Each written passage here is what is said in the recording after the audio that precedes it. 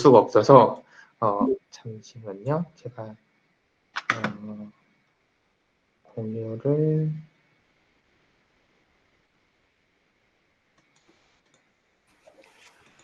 예, 팀장님, 저희도 강의하면 네네. 얼굴 잘 안 보입니다. 그냥 이렇게. 그냥 PPT만 놓고 제 모니터를 한 대 더 갖고 왔으면 되는데 모니터를 안 네, 가지고 와서 네, 그럼 일단 제가 다 잘 듣고 보실 거라고 믿고 네, 네, 네. 일단 네, 진행을 그러면 하겠습니다. 네, 네, 잘 보이시면 네, 제가 오늘 이제 소프트웨어 품질에 대한 산업 그리고 이제 그 산업에서 이제 소프트웨어 품질이 왜 중요한가 그리고 테스팅 산업은 실제 어떻게 운영되고 돌아가고 있는지를 여러분들에게 좀 설명을 드리도록 하겠습니다.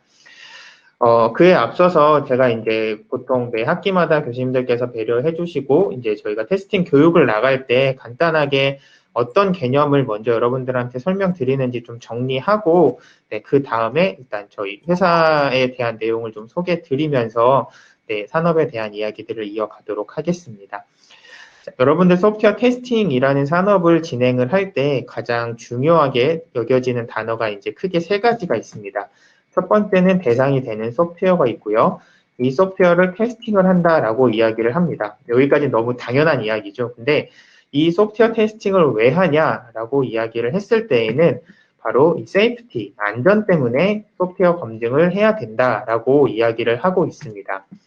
그러면 어디에서 어떤 분야에서 이런 소프트웨어 테스팅, 안전을 위한 소프트웨어 테스팅을 진행을 해야 되냐라고 하면 미션 크리티컬이라고 하는 분야가 있습니다. 이건 이제 잡코리아에서 2018년도 신조어 사전에 이제 명명된 내용인데요. 미션 크리티컬이라고 하면 여기에서 제가 이제 빨갛게 칠한 부분만 기억해 주시면 됩니다. 소프트웨어의 작은 실수가 치명적인 결과를 초래하는 분야. 이제 이럴 때에는 소프트웨어에서의 미션 크리티컬 소프트웨어라고 이야기를 하고요. 미션 크리티컬의 본래적인 의미는 작은 실수가 치명적인 결과를 초래한다라는 의미로 보시면 될 것 같습니다. 그래서 소프트웨어의 테스팅은 안전을 위한 소프트웨어의 테스팅은 이렇게 미션 크리티컬 분야에서 진행이 된다라고 보시면 될 것 같습니다. 그 분야는 저희가 이제 뒤에서 계속해서 이어서 좀 설명을 드리도록 하겠습니다. 국내에서는 이 미션 크리티컬 분야 소프트웨어 검증을 전문으로 하는 기업들이 요 근래 좀 발생을 하고 있기는 한데요.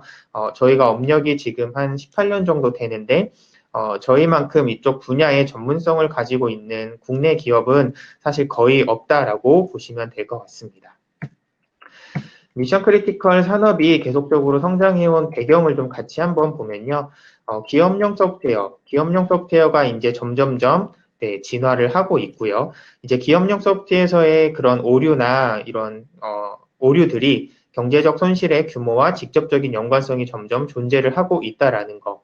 그리고 인베디드 소프트웨어가 이제 쓰이는 분야들을 보면요. 기본적으로 자동차, 국방, 철도, 원자력, 그다음 항공 쪽까지 해서 우리가 이제 주로 이 인베디드 소프트웨어 분야로 나오는 이 자동차, 국방, 철도, 원자력, 항공 이 분야에서는 소프트웨어의 오류가 결국은 인간의 생명과 직접적인 연관성을 존재한다라고 볼 수 있습니다.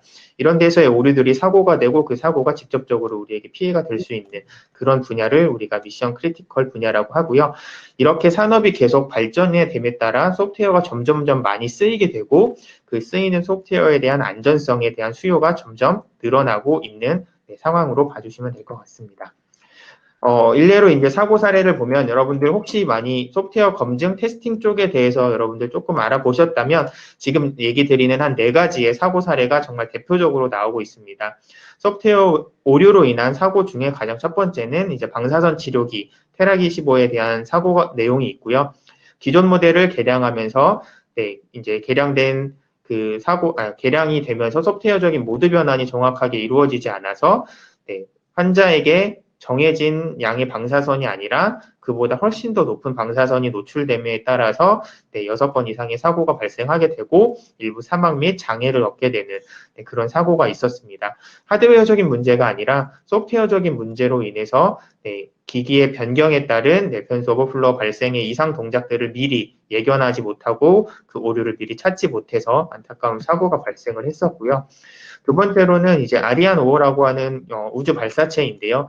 네, 기존 아리안 4호의 소프트웨어 일부 재사용을 하면서 64비트 속도 측정 데이터를 16비트로 변환할 때 이제 오버플로우로 인한 에러 발생이 이제 자동 기폭 장치를 실행시키게 되고 발사 후 37초 만에 약 5억 불의 손실을 얻게 되는데 이런 어떻게 보면 되게 작은 그러니까 작은 실수이지만 이 실수가 가져온 경제적인 손실이 엄청나다라고 볼 수 있는 거죠. 화성 기후 궤도선도 마찬가지입니다. 이것도 이제 나사에서 제작사와 이제 나사 간의 이제 도량형 불일치로 인해서 이 우주선이 폭파되는 사고가 나서 1억 2,500만 불의 엄청난 비용 손실을 가지고 온 사고가 있었고요. 국내에서 소프트웨어 검증이 가장 대두가 되고 이제 화두가 던져진 사건의 계기는 사실 2009년 도요타 급발진 사고로 볼 수 있습니다. 이제 미국에서 렉서스 급발진으로 인해서 일가족 4명이 사망하는 정말 안타까운 사고가 났었는데요. 이 사고에 대해서 미국에서 이제 도요타에 있는 코드를 전부 다 가져다가 분석을 진행을 했습니다. 그래서 바하그룹에서 리포트를 제출을 했고 미국 법원에서는 그 리포트를 인용해서 도요타의 코드 결함이 맞다라는 사고 결론을 낸 적이 있습니다.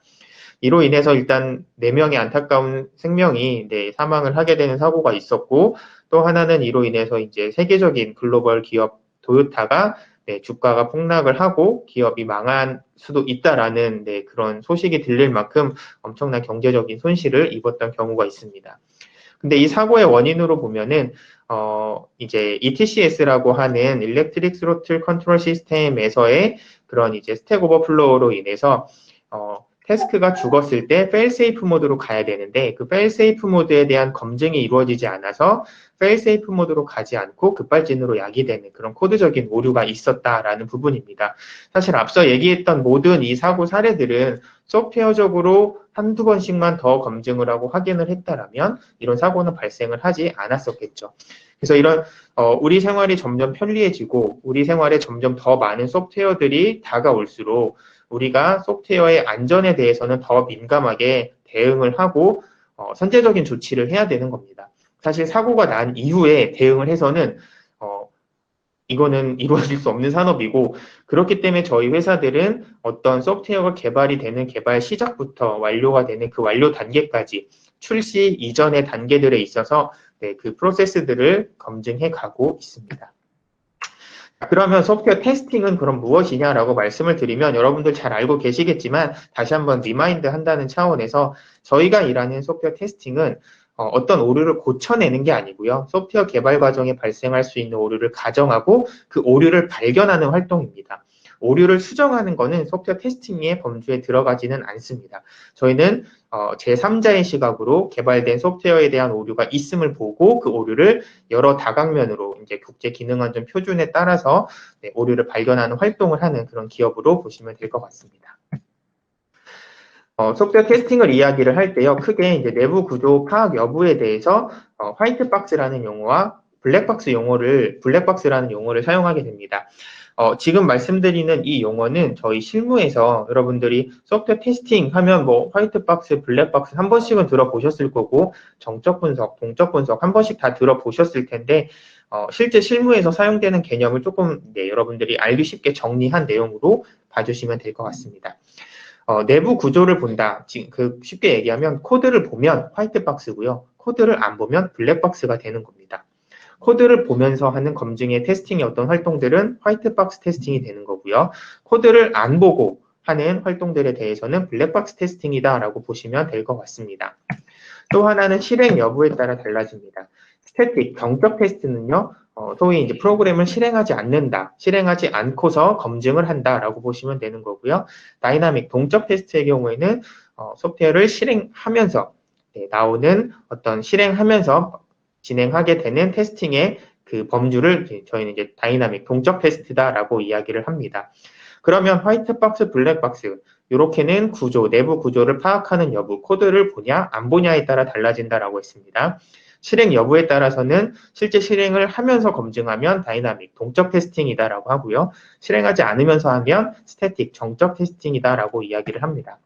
자, 그러면 이제 이 매트릭스로 정리를 하면 소프트웨어 테스팅에 대한 기본적인 용어는 다 정리가 됩니다. 그리고 이 안에 어떤 활동들이 들어가느냐도 다 볼 수 있게 됩니다.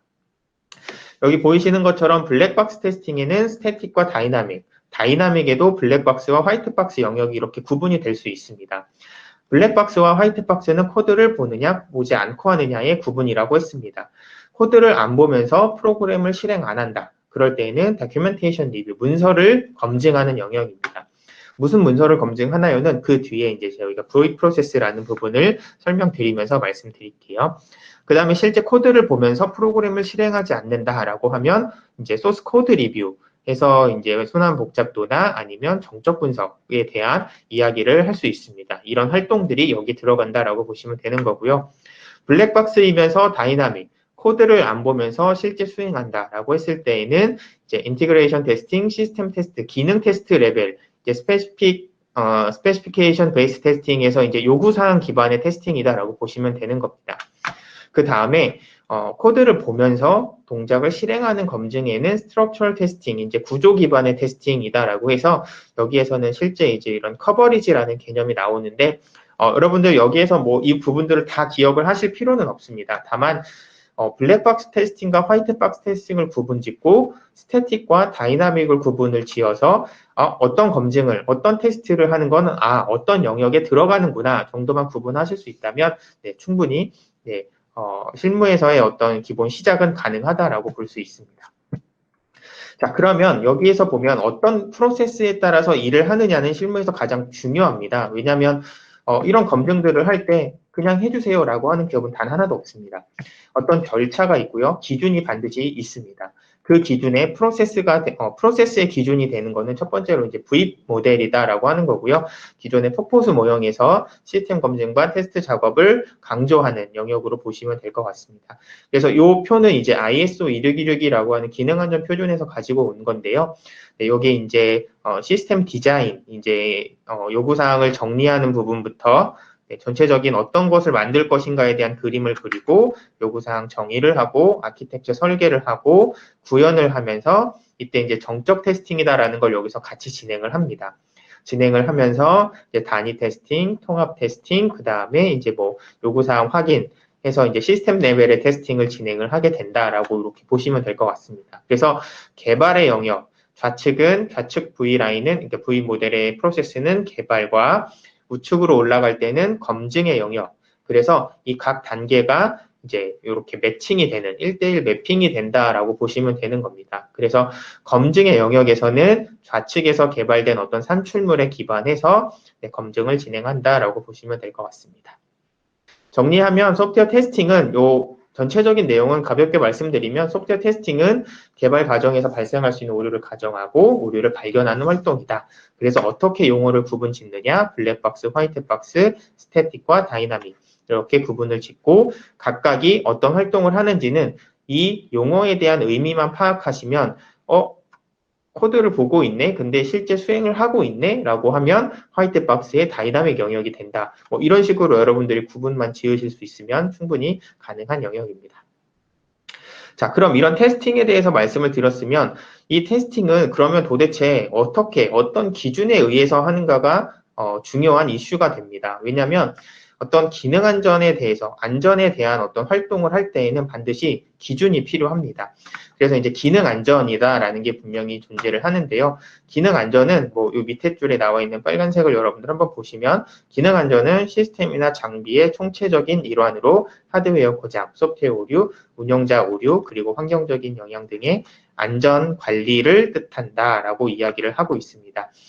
안전에 대한 관리다라는 건데요. 그건 도대체 뭐냐? 뒤에서 이제 좀 설명을 드리면요. 일반적인 우리의 세이프티와 기능 안전, 펑셔널 세이프티에 좀 차이가 있습니다. 쉽게 여러분들 모터로 구분을 짓는다라고 하면은요. 일반적인 세이프티에서는 모터 자체가 타지 않기 위해서 모터에 절연체를 입힌다라고 보시면 되는 거고요. 기능 안전, 펑셔널 세이프티는 모터의 기능에 대한 안전입니다. 그래서 모터에 열 센서를 달아서 과열되기 전에 동력을 차단한다. 그러니까 모터의 기능을 지켜내는 것이고요. 그게 펑셔널 세이프티, 세이프티는 모터 자체를 지켜낸다라고 보시면 되는 겁니다. 그래서 소프트웨어의 어떤 기능이 그 기능 자체를 보호하기보다는 그 기능에 대한 안전인 거죠. 이렇게 모터에 열 센서를 달아서 이 모터가 멈추는 것을 사전에 예방하는 것처럼 소프트웨어의 기능 안전도 소프트웨어의 오류로 인해서 소프트웨어가 망가지기 전에 이 소프트웨어가 망가지지 않도록 하기 위한 그런 작업이다라고 보시면 될 것 같습니다. 자, 그럼 어떤 기능 안전이냐라고 하면 여러분들 혹시 들어보신 분도 있으실 거예요. IEC 61508이라고 하는 좀 글로벌 스탠다드가 하나가 있습니다. 국제 기능 안전 표준이 있고요. 이 표준을 기반으로 해서 이제 항공 분야, 자동차, 철도, 원자력, 의료, 기계, 용광로, 공정산업 등 정말 다양한 모든 산업군에 대한 기능 안전 표준들이 이렇게 파생이 되고 있습니다. 이 기능 안전 표준들은요, 여러분들 소프트웨어를 다루시고 소프트웨어로 어떤 실무를 진행하신다라고 하면 이 기능 안전 표준들 여러분 반드시 꼭 보실 수밖에 없는 겁니다. 그리고 한 가지 여러분들에게 팁 아닌 팁을 드린다라고 하면 여러분들께서 일단 어떤 분야에 취업을 하고자 이제 그 분야의 전문 엔지니어로서 성장을 하고자 하신다면 여러분들 그 회사가 어떤 분야에 있는지를 보시고 어떤 일을 주로 하는 회사인지 그리고 그 산업에 해당하는 이런 기능 안전 표준들을 여러분들 미리 조금씩 스터디를 해 가신다면 여러분들 아마 사실 이 부분에 있어서는 다른 어떤 지원자들보다 조금 더 높은 고퀄리티의 그런 지원자로서의 그 모습들을 충분히 보여주실 수 있을 겁니다. 이런 거 어떻게 공부하나요? 라고 하면 여러분들 우리의 친구 구글에 이런 내용들이 정말 정리가 잘 되어 있습니다. 그 정도만 여러분들 읽고 가셔도 충분히 여러분들의 그런 기술적인 역량들을 어필하실 수 있을 거고요. 회사에 대한 이해와 산업에 대한 이해까지도 충분히 어필하실 수 있을 겁니다. 이제 조금 더 이제 자동차 분야에서는 좀 여기는 이제 간단하게 말씀을 드릴게요. 실제 각 분야에서 여기 제정되어 있는 이 표준들을 어떻게 활용하는지를 보면요. 자동차 분야에서는 ISO 26262를 활용합니다. 그래서 26262의 파트 6에 보면 이제 기능 안전, 소프트웨어 기능 안전에 대한 이야기가 나오고 있습니다. 조금 더 상세하게 보면 기능 안전에 따른 이런 활동들을 이렇게 조금 단순한 표로 이야기를 하고 있어요. 자동차 부품에 대한 레벨을 안전도 등급을 A실 레벨이다라고 해서 이 등급을 나눠 놓았습니다. 이 각 단계에 해당하는 활동들을 이제 방법들을 이렇게 제공을 하고 있는 거죠. 기능 안전 표준에서는 이 정도까지만 이야기를 합니다. 그러면 기업들에서는 이 부분들을 만족을 시켜야 돼요. 그러면 어떻게 해야 되는지에 대한 부분들이 사실은 이런 검증을 해보지 않은 기업들의 입장에서는 당황스러울 수밖에 없는 거죠. 그래서 이제 저희 같은 전문 회사들에서는 이 부품은 A실 레벨, D 레벨에 해당하면 여기 나오는 것처럼 이제 MCDC 커버리지라고 하는 부분들을 반드시 충족하셔야 됩니다.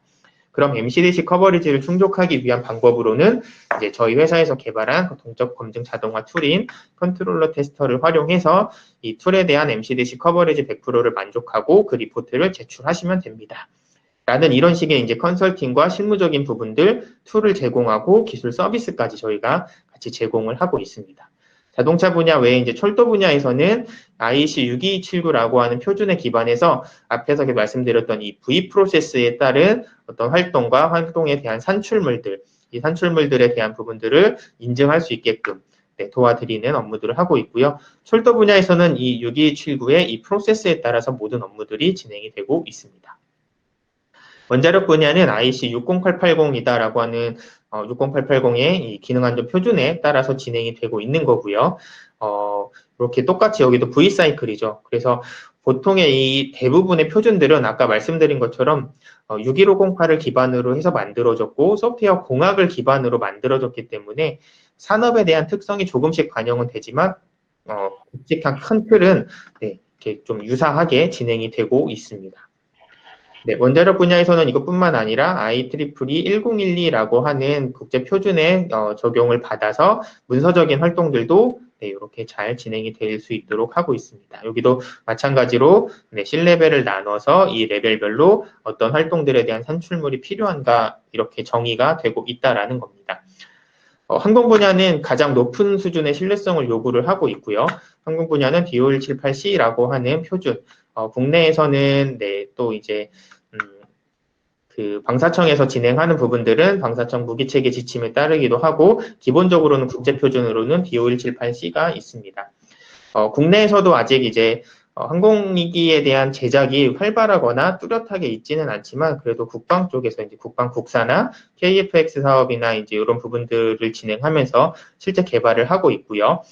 저희가 이제 카이라고 하는 기관에 이제 그 KF-X 사업을 하고 있는 기관에 저희 회사 툴이 신뢰성 도구로서 네, 그 역할들을 지금 또 같이 감당하고 있습니다.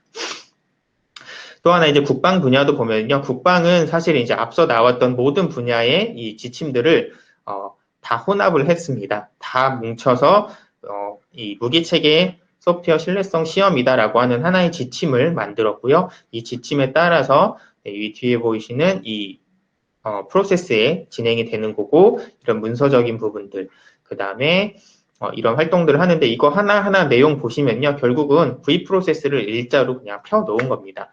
그리고 이제 국방에서는 특히 이런 문서적인 부분들이 굉장히 중요하기 때문에 문서 리포트에 대한 부분들을 굉장히 강조하고 있고 그래서 저희는 이제 국방 분야 전문 툴로 이런 리포트 전문 생성 툴까지도 개발을 해서 판매를 하고 있습니다.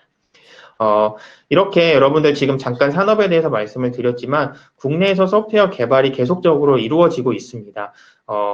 제가 아마 이제 여러분들 대면 강의로 한번 만났더라면 여러분들은 정말 좋은 전공에 축복받은 전공을 선택하신 거고 지금 전공 여러분들 학교에서 남은 기간 동안 더 열심히 잘 배우시면 여러분들이 일하실 수 있는 산업의 무대는 충분히 있다라는 걸 아마 정말 강조해서 말씀을 드렸을 거예요.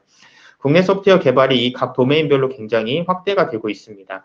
그만큼 소프트웨어가 개발이 많아지는 건 검증에 대한 수요도 많아진다라는 겁니다. 왜냐하면 자동차가 많이 만들어질수록 자동차에 대한 안전이 중요하고요.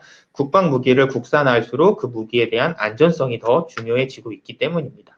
이렇게 국산에 대한 국산 소프트웨어, 국산 제품에 대한 품질이 높아진다라고 하면 결국 신뢰성이 높아지는 거고 국내외 시장이 더 넓어지겠죠. 그러면 다시 투자가 확대되고 또다시 소프트웨어에 대한 개발이 확산이 된다. 이 부분은 결국은 뭐냐면 이 선순환의 사이클이 네, 여러분들이 앞으로 일하실 네, 그런 무대 중에 미션 크리티컬 분야에서는 지금 이렇게 계속적인 선순환의 사이클을 돌고 있다라고 여러분들 보시면 될 것 같습니다.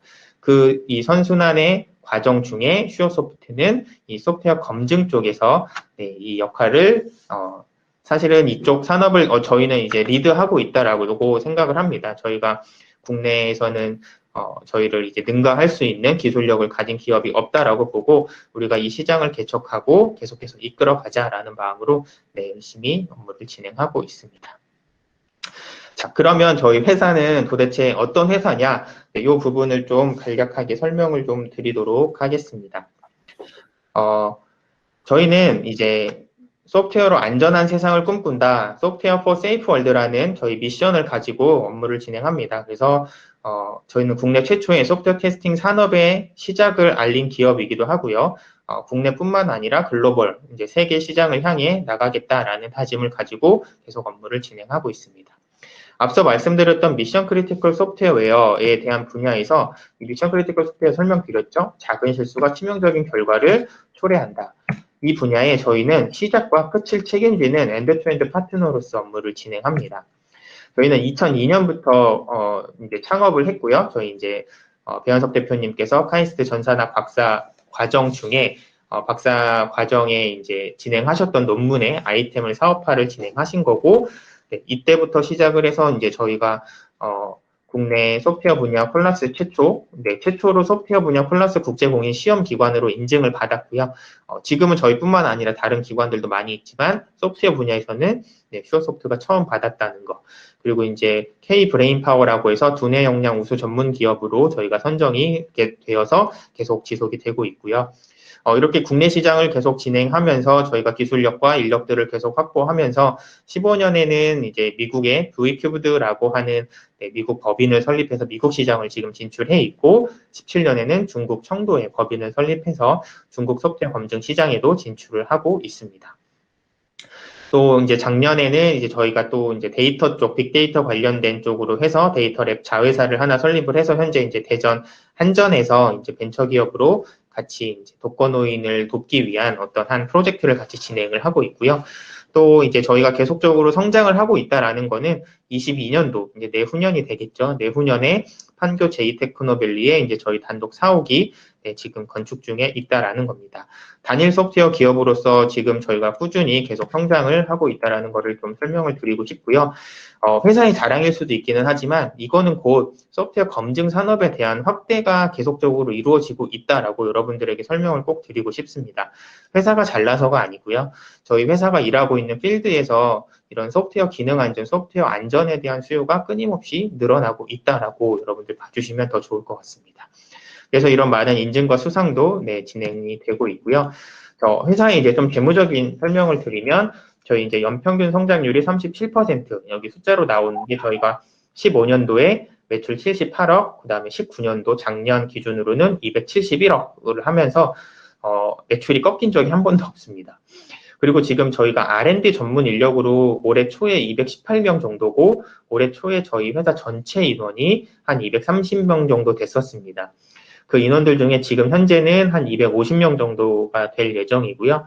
그리고 이제 올해 하반기 공채 신입을 저희가 이제 채용을 완료를 했고, 한 20명 후반대 인력들이 이제 더 들어오게 될 것 같아요. 그래서 내년 초가 되면 한 290명 정도의 인력이 저희 회사에 같이 근무를 하게 될 것 같습니다.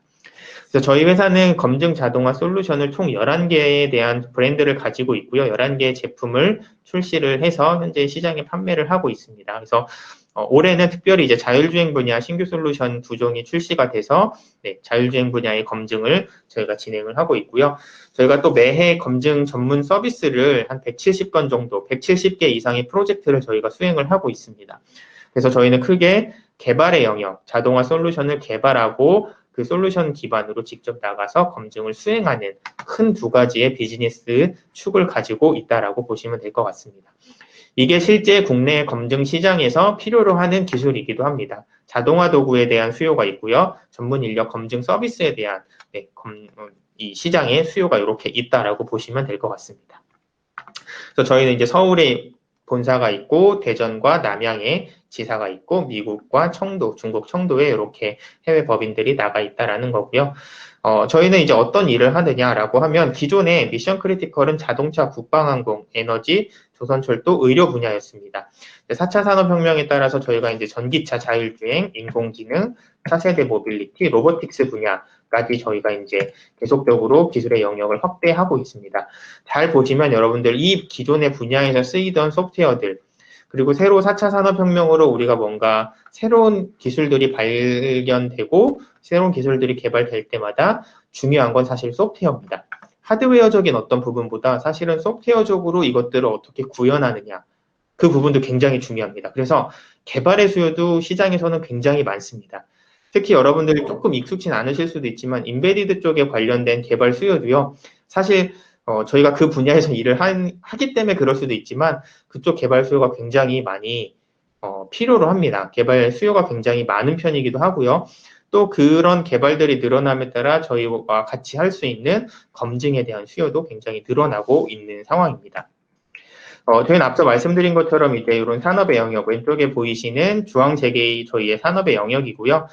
엔지니어링 서비스, 전문 검증 서비스, 뭐 제어기 소프트웨어도 저희가 직접 개발을 하고 있고, 자동화 솔루션 개발하고 있고, 콜라스 국제공인시험기관으로 해서 소프트웨어 인증을 하고 있기도 하고요. 또 이제 교육도 같이 진행을 하고 있습니다. 이런 일들은 이제 오른쪽에 보이시는 이런 표준들에 기반해서 업무를 진행한다라고 보시면 되고요.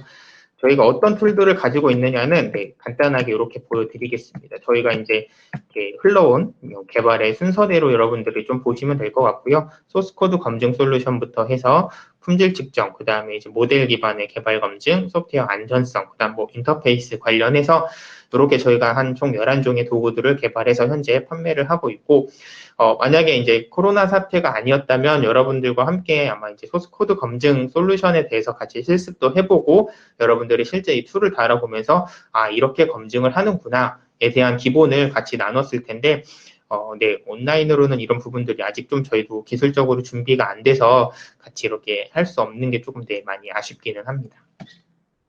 저희가 또 이제 서비스 차원에서는 아까 말씀드렸던 V 프로세스의 엔드-투-엔드 파트너, 시작과 끝을 함께 하는 파트너다라고 말씀을 드렸는데요. 그래서 저희가 이제 기능 안전 문서 대응부터 시작해서 마지막 온 타겟 검증까지 V 프로세스의 전 영역을 저희가 모두 다 경험을 하고 있고 레퍼런스를 가지고 있고 이것들을 수행할 수 있는 전문 인력들이 저희가 지금 전체 기술 인력의 한 55% 정도를 보유를 하고 있습니다. 그래서 국내에서는 아마 이거 소프트웨어 검증 어떻게 해야 되지? 라고 했을 때 제일 잘할 수 있는 기업이 이제 저희 슈어소프트라고 저희는 이제 자부하고 있고 저희 고객들도 이제 그렇게 믿고 저희에게 연락을 주고 계십니다.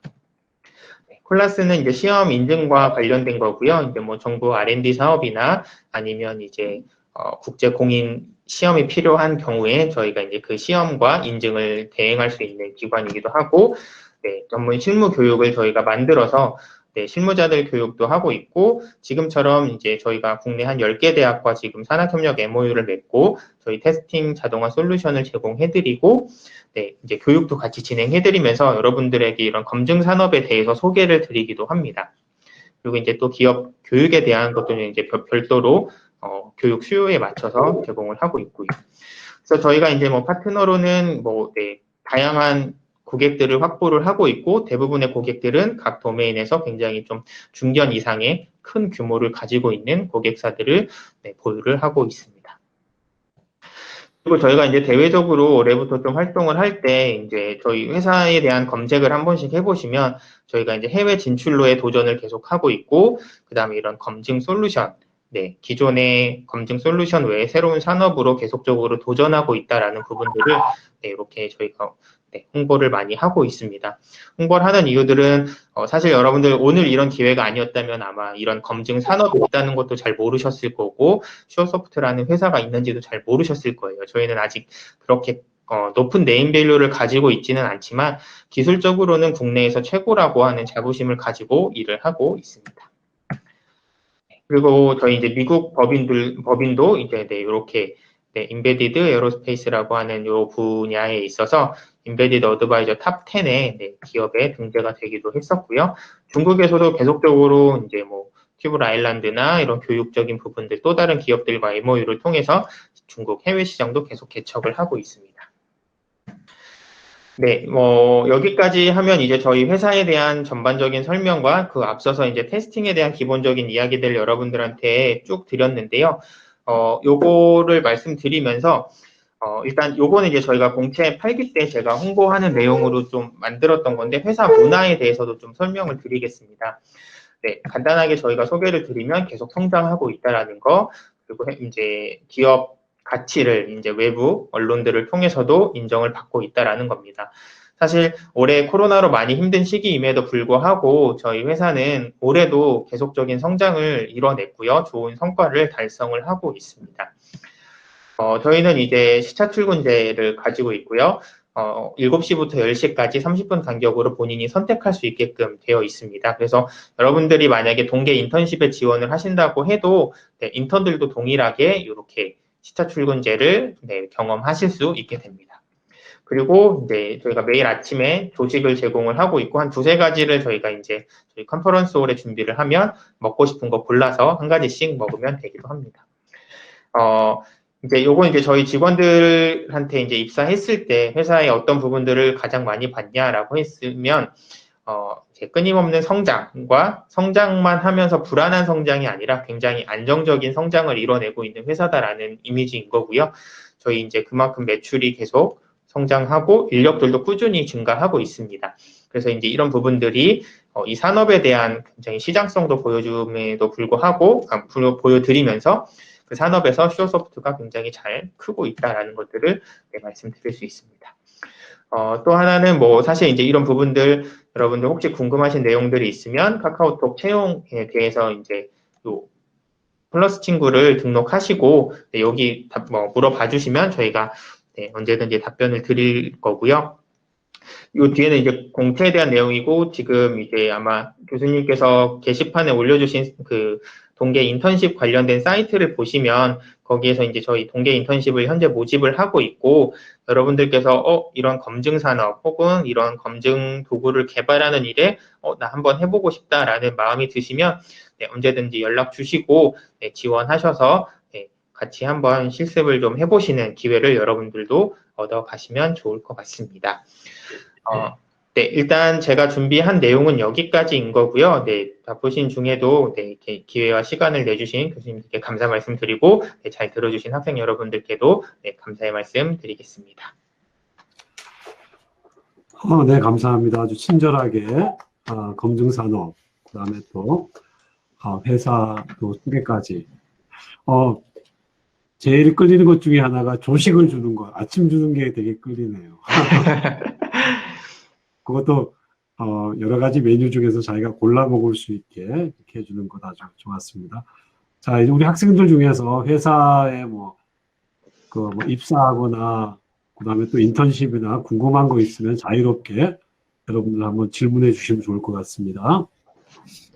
네, 저기 말로 하시기 좀 그러면 채팅창에 쳐주셔도 됩니다. 네, 그럼 제가 보고 답변 드리겠습니다. 궁금한 거 격의 없이 그렇게 물어보면 되는데, 먼저 우리 경기대학교 학생들이 지원하면 뭔가 좀 특혜가 있나요? 그런 거. 아까 그 교수님도 말씀하셨던 것처럼 저희가 이번에 공채 8기를 모집을 하고 있고요. 이제 경기대학교에서는 저희가 이제 공채 2기부터 여러분들의 선배분들께서 공채 2기, 3기, 4, 5, 6, 7기까지 네, 고루 분포하고 있습니다. 그래서 굉장히 또 실무를 잘 하고 계셔서 여러분들 선배들이 네, 슈어소프트에서 경기대학교 하면 굉장히 좋은 이미지를 가질 수 있도록 지금도 열심히 일을 하면서 길을 잘 닦아놨습니다. 그래서 여러분들 오셔서 조금 더 경기대학교 권기현 교수님 추천으로 왔다라고 하면 회사에서 이제 실무진들도 어느 정도 좀 믿고 여러분들의 실력을 의심하지 않습니다. 그렇게 좋은 네, 이렇게 여러분들의 선배와 교수님들께서 이제 도와주신 덕분에 여러분들에게 좋은 이제 기회가 열려 있다라는 것을 꼭 설명을 드리고 싶네요. 네. 네, 자유롭게 오늘 우리 팀장님 귀한 시간 내주셨는데 여러분 자유롭게 한번 그렇게 질문해 주시면 좋을 것 같아요. 네, 질문을 주셨습니다. 네. 그 경기대학교에서 저희가 지금 국가 근로 인턴십도 진행을 하고 있고 현장 실습도 진행을 하고 있는데 네, 이 두 개는 하는 일은 같은데 같을 수 있거든요. 같은 부서에서 일은 하는데 일단 국가 근로 장학 인턴십하고 현장 실습하고는 차이는 국가 근로 장학 인턴은 말 그대로 인턴입니다. 인턴십으로 보시면 되는 거고 현장 실습은 여러분들이 그 학점을 받을 수 있는 그 학생의 신분으로 학습을 하는 그런 거라서 이제 좀 일은 똑같은데 결론적으로 얻어가시는 게 좀 다른 거죠. 네, 그런 차이가 있습니다. 우리 그 4학년 여학생 그 2학기 때 그 현장실습 갔다가 이제 정직원 된 친구 있었잖아요. 네, 정하영 씨도 있었고, 네, 올해 올해 1, 2월 달에 그 인턴십, 그러니까 현장 실습으로 왔다가 이제 그 김영현 학생이라는 친구가 있는데 그 친구가 이제 또 ICT라고 하는 국가에서 지원하는 사업으로 해서 저희 회사에 또 지원을 했더라고요. 올해 하반기에. 그래서 그 친구도 이번에 아마 공채로 이제 저희가 그 인턴십을 진행한 학생들을 대상으로는요, 서류 전형이나 이제 실무 면접은 이제 패스하고 바로 임원 면접으로 가서 채용하는 그런 프로세스가 있습니다. 왜냐하면 여러분들 그 현장 실습이든 인턴십이든 진행을 하실 때 저희는 실무 면접까지 반드시 진행을 하거든요. 그냥 이렇게 뭐 티켓 드리고 그냥 오셔서 바로 하시면 됩니다가 아니라 저희 실무진하고도 충분히 인터뷰를 진행하고 저희가 선발을 하기 때문에 그 인턴십이나 현장 실습에 대해서는 이렇게 저희가 정규 채용으로 바로 연계할 수 있는 그런 조금 베네핏을 드리고 있습니다.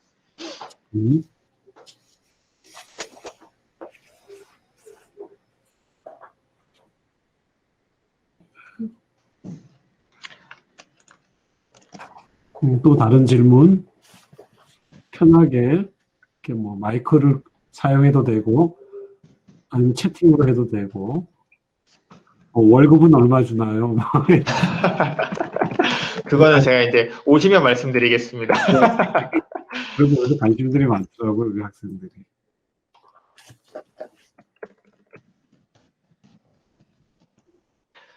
현장 실습 근무 기간은 여러분들 사이트에 보시면 거기 사이트에 나와 있는 게 제가 아까 확인했을 때는 12월 28일부터 2월 21일인가요? 그때까지로 일단 제가 봤었거든요. 그래서 아마 그 기간 8주 정도 될 겁니다. 그럼 신청은 어떻게 해야 되죠? 다시 한번 알려주시면. 네, 지금은 저희가 이제 따로 별도의 신청이라기보다는 그 사이트를 통해서 네, 거기 안내된 그 경기대학교 현장 실습 그 사이트를 통해서 여러분들께서 신청하시면 저희가 확인하고 인터뷰 일정을 잡게 될 거고요. 인터뷰 진행 후에 네, 이제 당락 여부를 통보해드리고 진행하게 됩니다.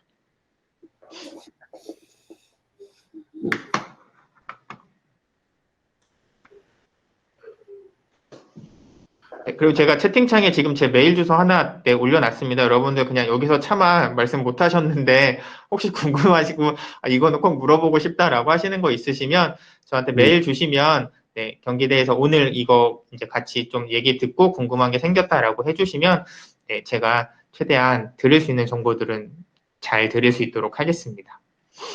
네, 그러면은 여러분들 우리 또 한 팀장님이 회사에서 또 한 시간 이렇게 비웠는데 다른 업무들도 많이 또 대기하고 있을 것 같아서 더 추가적으로 궁금하신 내용들은 이렇게 메일로 이렇게 문의해 주시면 좋을 것 같습니다.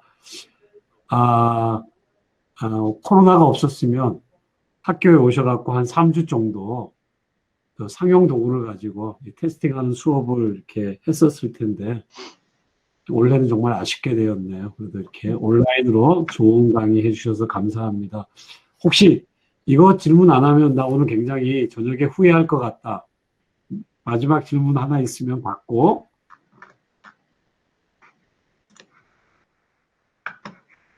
아니면은 여기서 오늘 그 어, 소프트웨어 검증 산업의 현황에 대해서 특강을 마치도록 하겠습니다. 우리 수고하신 팀장님께 우리 손으로 이렇게 박수합시다. 손 흔드는 걸로 박수합시다.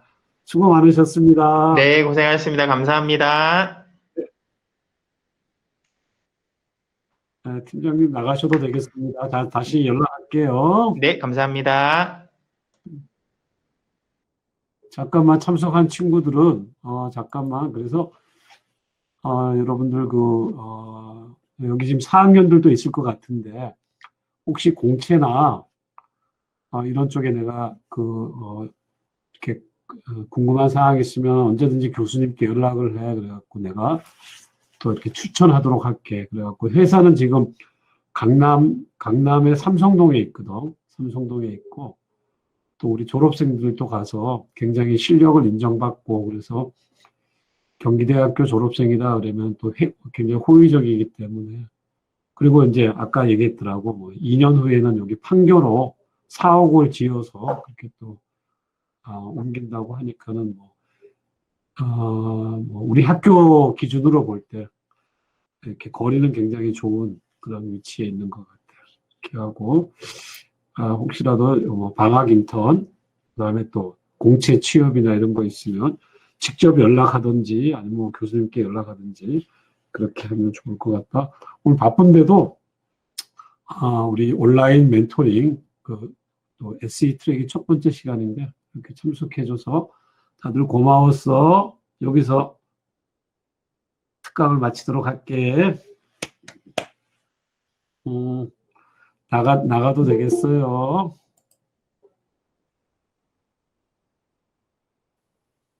교수님, 어, 저 그 동계 인턴 사이트를 제가 안내받지 못했는데 혹시 사이트를 받을 수 있을까요? 잠깐만 보자. 음,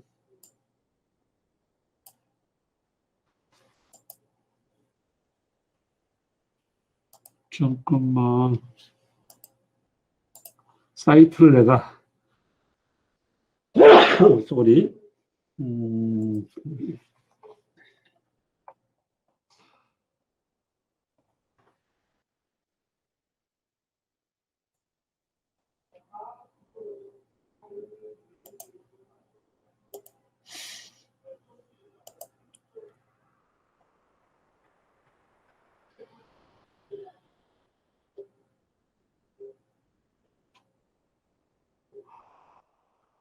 아, 우리 학교 저기 사이트잖아, 그지? 네. 잠깐만. 어, 제가 그 경기대학교에 검색을 해도 찾을 수가 없어서요. 음, 잠깐만. 지금 현재 교수님 이걸 봤는데. 네.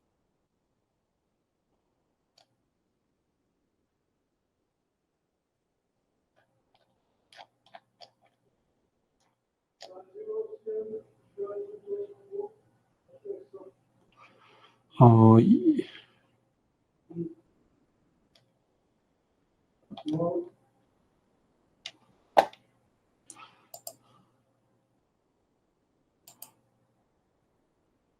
저기를 한번 보여줄게. 이거 교수님 컴퓨터 한번 모니터 볼래? 네네.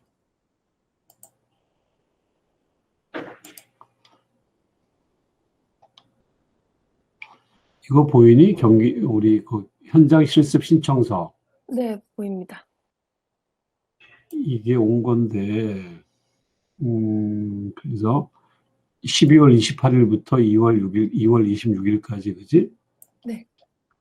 이렇게 오고, 매일 이렇게 근무하고, 실습비 지원해주고,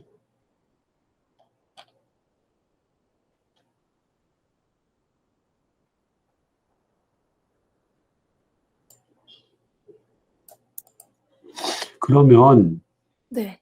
이름이 누구지? 지윤이? 아니야. 손유정이요. 어? 손유정이요. 네. 유정아. 그러면은 여기다가 좀 전화를 할래? 여기 볼래? 여기가 네. 최지윤. 보이니 이거? 네, 보입니다. 직장이 02-6472-2594. 핸드폰도 보이니? 네네네. 010-4041-4382. 이게 그 슈어소프트에서 네. 그 현장 실습을 담당하시는 직원 선생님인가 봐. 네. 그래갖고 지금 전화를 걸어서 지금 권 교수님 추천받은 학생인데 네. 한준수 팀장님 특강도 방금 끝났는데 그 실습 신청하려고 하는데 뭐 그 사이트나 이런 거 있잖아. 네. 좀 한번 여기에다가 전화해서 바로 아는 게 제일 빠를 것 같다. 휴대폰이나. 네. 이제 교수님 받은 메일인데 여기에 나도 너희한테 뭘 알려주려고 하는데 저기가 없네. 그 웹 링크가 없네. 이거는 회사 링크 같고 여기는 그지? 네. 회사 홈페이지 같고 그래서 어디로 들어가야 되는지 그거 한번 바로 물어봐. 네, 감사합니다. 이름이 다시 손유정이요. 손유정 교수님에게도 한번 알려줘봐 결과를. 네, 감사합니다. 어?